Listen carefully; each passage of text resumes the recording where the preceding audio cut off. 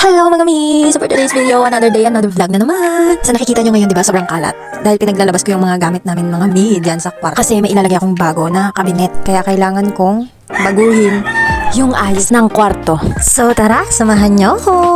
Ilalabas ko nga dyan yung Durabox mga mi. Kasi nga, para mailipat ko ng maayos yung kama. Kasi sobrang bigat-bigat niyan, tapos ang laki-laki. Hindi siya pwedeng merong sagabal sa kwarto bago mo siya ilipat-lipat. So kailangan natin ilabas.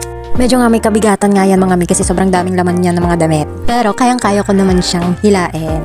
Kaya walang problema. Sanay naman ako sa mga mabibigat na trabaho. Kaya easy lang yan sa akin. At dyan nga mga mi, magwawalis lang ako dyan dahil merong mga agay-ay. Ang dami-dami.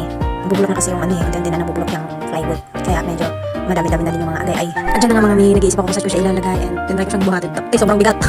Siguro sa normal na tao, siguro mga tatlo silang magbubuhat nito sa kanila tumaangat. Pero dahil nga, hindi normal yung lakas ko, kaya kayang-kaya ko to kahit sobrang bigat. Yakang-yaka ko yan iangat mga mi. Ibubuhos ko dyan yung buong lakas ko na meron ako.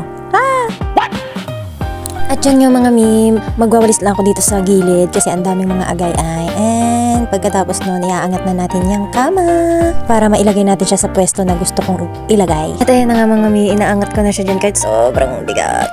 Pero nakaya ko. Panis. So nagwalis-walis na nga lang din muna ako dyan mga mi para mawala yung mga alikabok-alikabok. And then, binalisan ko rin yung ilalim ng kama kasi nga may mga sapot ng mga gagamba, ang dami-dami. Dumating nga dyan si mama at pinagalitan ako. Kasi nga daw, nagbuhat na naman daw ako ng mabibigat.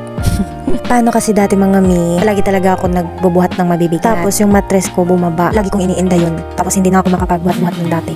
Eh, dahil nga nagpahilot na ako, pero pwede na ako magbuhat-buhat ulit. At dyan yung mga mi, inikot ko na yung kama para naman mailagay siya dyan sa pwesto na yan. Medyo nahirapan pa nga ako dyan kasi ang bigat niya ialat. Pero ayun, medyo na-ano ko na din naman. Naibaba ko rin sa wakas. At inasog ko na nga lang dyan yung kama mga mi para mapunta siya doon sa gilid. Dahil dyan ko siya ilalagay. Pagkatapos nga niyan mga mi, nagwalis-walis lang nga ulit ako dyan.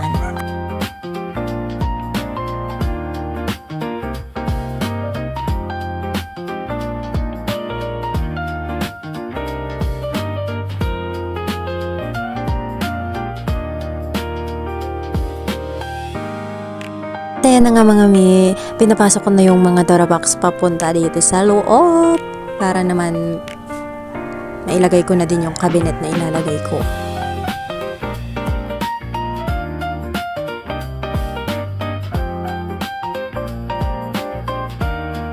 At nagkabit nga pala ako dyan mga mi ng cortina para naman may kaanik-nikan lang, ganun. Eme-eme lang ba?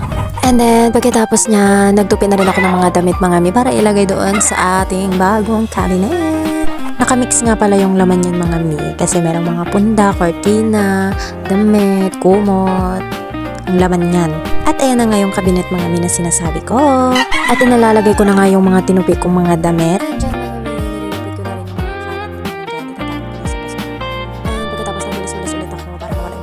A few moments later. Natapos din mga mi. Ito yung kwarto na nilinisan ko kanina.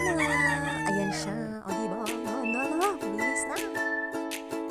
Hindi na ako nakapag-video dito na naglinis kasi nga nagmamadali akong matapos para makakain mga mi.